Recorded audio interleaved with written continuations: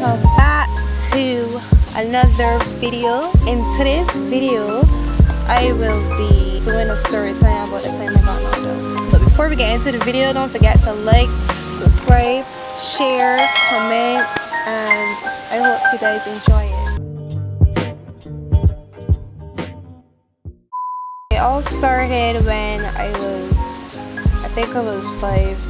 I was between 5 and 6 years old. I'm not sure. I can't remember exactly how old I was, but me and my friend Jenny, we were neighbors, best friends, sisters, whatever. We were really close. We were coming home from school. We used to go out to each other from school, and usually every evening we would be running and skipping and doing a whole bunch of foolishness coming down Horace Hill. I have this hill named Horace Hill. It's a long, steep hill. We used to walk to and from school. So this particular evening, we usually be with a group of friends, but this particular evening, it was just the 2 of us, and I just wanted to walk and go home. She told me, let's run and go down Horace Hill. But for some reason, I just did not want to run and go down Horace Hill. I had this habit from us young, walking and falling down all the time. I don't know why. I used to walk and trip all the time. If y'all hear any strange noises or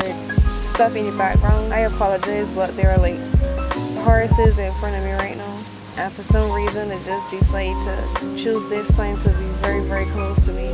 But I used to walk and trip all the time. I don't know why. I just used to do it, not purposely. It just used to happen. And yes, I knew how to walk. I just don't know why I used to walk and trip all the time. I keep telling her I don't want to run, I don't want to run. I keep saying I don't want to run and go down her, so I can fall down, But she's like, no, let me run and go down, blah blah blah. And I was like, you know what? I can't run and go down because I don't want to seem like a punk. So I start running. But I remember I keep telling her I don't want to run because my legs will get undue or something. It was just something to just tell her that I was gonna fall down. So we running, speeding, coming down her. So but before I could get to the bottom of the hill, guess what? I skin it. I fall down. I was rolling, tumbling, going down. And it was so funny because I remember Janelle just break down laughing. Janelle was having it. That was the biggest joke. Janelle was just crying. She was laughing. She was dying. And I was too ashamed to cry.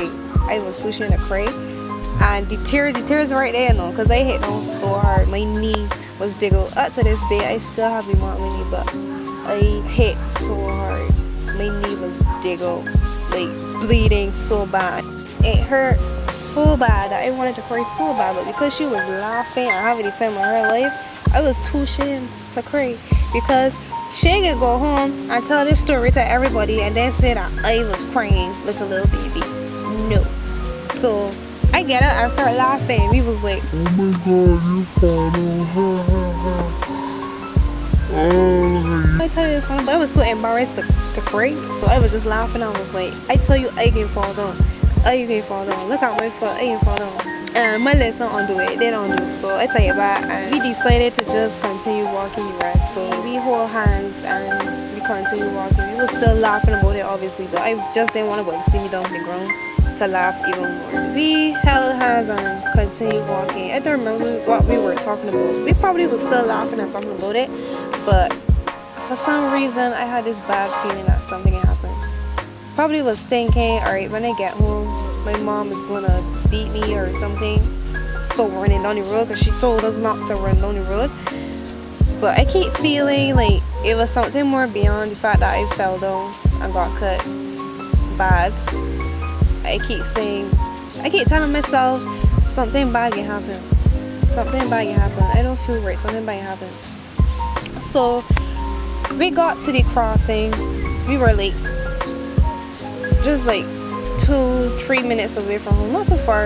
We were home but not at our houses.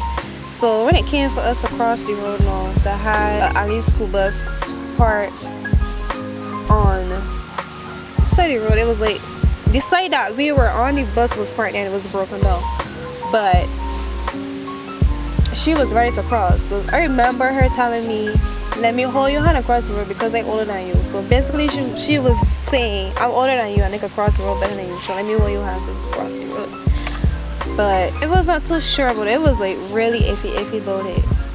But where the bus was, it has like this little slopey hill, so where the bus part, you can't really see what coming. You can only stand and try to listen to hear something coming, but you can't really see if something was coming, because the hill is like really tricky, especially if something there blocking like a truck or something you can't see. It could be dangerous. So we standing up now, and I always remember at that age my mom keep telling me before I cross the road, always look left and right, look up and down, listen and make sure that nothing ain't coming across before you cross the road. So I looking up and down, but I can see cars coming left and right. But I remember she was looking at one side where the bus was, because she held my hand when she went to put me across. I told her no, don't cross yet, because I was trying to pull her back and tell her no, don't cross yet. And then I remember her telling me that it's just the bus, it's just a bus, the bus right down ain't moving, so we could cross. But every time we get to cross, something either come down or came on, and they keep pulling her back. I tell her no, but she was like, it's alright, it's safe to cross. So the last time she was pulling me across, I looked left and realized it's not safe to cross yet, something coming. But I lost control. I tried to pull her back, and then because the car was speeding coming, and I like, I tell myself, yo, this is it. I already crossed the middle road, so whatever happened don't happen. The car just come out to nowhere, and I don't know what happened after that. Honestly, do not remember what happened after that. I just remember the car coming. I remember a blow in my back. Like, up to this day I can still remember how it felt, but I just remember this blow in my back, and I don't know what happened after that. All I remember probably could be like, I don't know, half an hour later, or I don't think half an hour later, it can't be that long, but I was out cold. All I remember is that I was on the next side of the road, and I had like a bunch of people over me. I could just hear voices like, Gabby, she alright? She dead? She good? Get you some room, let you breathe. Call your mother. And then I hear somebody screaming for Jenny. I can remember that. That's what like really caught me, because I was just trying to remember like, what the hell just happened? Like, I feeling weak, I in pain, I confused, and I just crying. Like, why I say no on the other side of the road? I tried to understand what happened, because honestly I didn't know where it was, and I could not remember what was happening. So I hearing people screaming and saying, call the ambulance, call the police, call her mom. And then I hearing somebody screaming for Jenny, come back. But then when I look to my left, I see Jenny pelting, running, going home. Like, I still confused, like, what happening? And then looking at all these people over me like, you alright? And all they could do was just cry and bawl. I want my mommy. I screaming, I want my mommy, I want my mother, I want my mommy. Everybody telling me, calm down. You just get in an accident. And they're like, what are you talking about? I want my mother. And they're screaming, they're crying, they're fighting these people off of me. Everybody get off of me. I want my mother. Like 5 minutes later, I saw my mom come rushing, coming to me, and they're holding on for her, and they're screaming. She's there, and they're still screaming, I want my mommy, I want my mother. Leave me alone. I want my mother. I still in shock. I really don't know what happening. So then Janine came back, and then her mom was there, and I just see my mom crying, and I see her mom crying, and Janine crying, everybody crying, but I can't move. All I know that I am in pain, and I can't move. I don't understand what's happening. Basically, people was even saying this girl dead, because she ain't moving and she ain't breathing, because people was asking if she breathing. So then when it wake, everybody was like trying to ask me if I alright, and ask me some weird questions. I don't even remember everything. Sometimes I would get like small little flashbacks remembering certain stuff, but it was hella crazy. And then I remember the ambulance coming, but I never liked ambulance at that age because like my mom and my sister, they love watching horrors, but I was the only one in family that hated horrors. I hate horror movies. I do not like horror movies. I don't like them at all. Trailers, I will watch a few, but you see like demonic stuff and all that crazy shit. I don't like it. But there was a movie in particular my mom used to watch. I don't remember her name, but I just have this small memory remembering that this man, he had this ambulance van and he used to like kill people or kidnap people, some foolishness like that. So I was just traumatized and never liked ambulances. So when the ambulance came and I think the police was there, I really can't remember because everything was just confusing and I was like in excruciating pain. I just could not move or walk properly. So the ambulance came and then pulled out the stretcher, cot, the bed thingy, whatever it named, and I started screaming. He was like trying to get me, lift me up to put me in it, and I screamed again. I started screaming fresh and crying fresh again. Don't touch me, don't put me in it. And I screaming and I literally fighting him. And I remember, I think I probably cuffed him in his face or slapped him or something. I just did not want him to touch me. Then I did not go in that bed because all I'm thinking is mine kidnap me, get me somewhere that I ain't supposed to be. So don't let him put me in it. And I remember Janine started screaming and doing the same thing because she didn't want to go in it either. But we was just so frightened. Like we just got knocked on by a car. We got knocked from one side of the road to the other side. So don't try to come with that. And the guy, the paramedic, he just gave up. He was like, these children too well. So lift us up and put this in the van. I think we were sitting down literally on the ground into the van, because when the van moved off, we were just rocking all over inside. All of us was literally like her mom, my mom, both of us, all four of us was inside of this van crying and just rocking all over inside this van. I will never forget that. But it was crazy. And then on top of that, the only thing I could remember was me falling on and getting this cut on my knee. And my foot was dig out like bad, like a big burnout, bleeding. So I just feeling pain everywhere. I just did not feel it at all. And then seeing my mom crying, I started crying more because I never used to see my mom crying, but I was in a trance still. I was just shocked. I was in shock because I didn't really understand the time that I got knocked down by a car. I just knew that something terrible happened. So rude. I just knew that something terrible happened and I could get in trouble. That's all I think is something bad happened and I could get in trouble.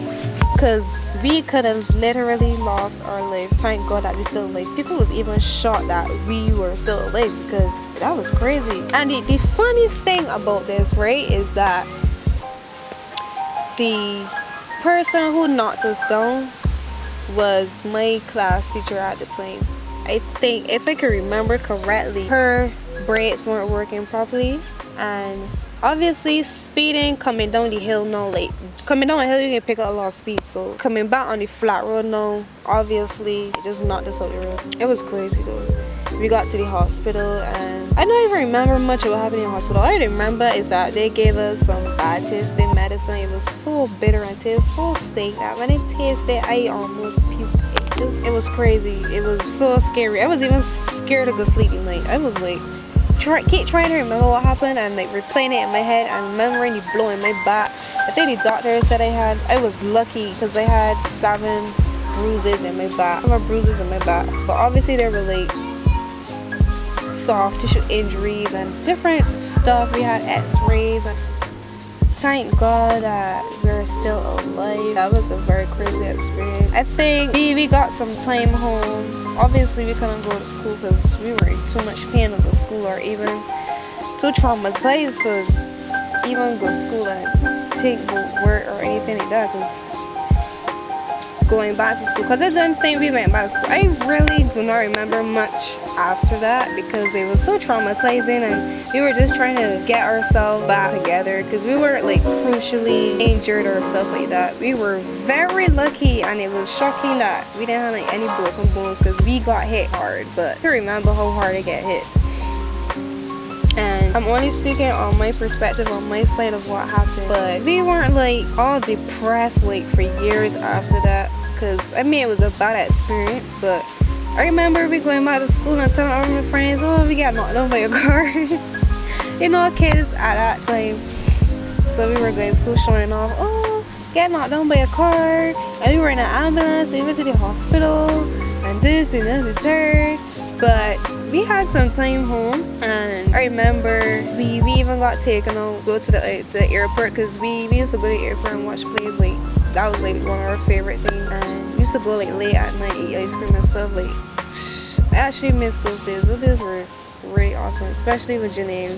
Me and Janae was like two peas in a pod. I just wanted to share that experience because from that experience it still teaches us a lot. You have to be more vigilant when you cross the road because anything could happen at any time, so you still need to be vigilant. It scared us and we never got knocked down again. I got in another car accident a couple of years later, probably when I was 17. This time it was inside of the car, I wasn't outside the car at this time. But yeah, things can happen. I survived both, so I'm actually happy and thankful and very blessed for the fact that I'm still alive today. Very thankful. So that was my story time about the day me and my sister got knocked down. And if y'all enjoy this story time, I want you guys to hit that like button, turn on post notification bell, subscribe, comment, and share this video to all your friends and family.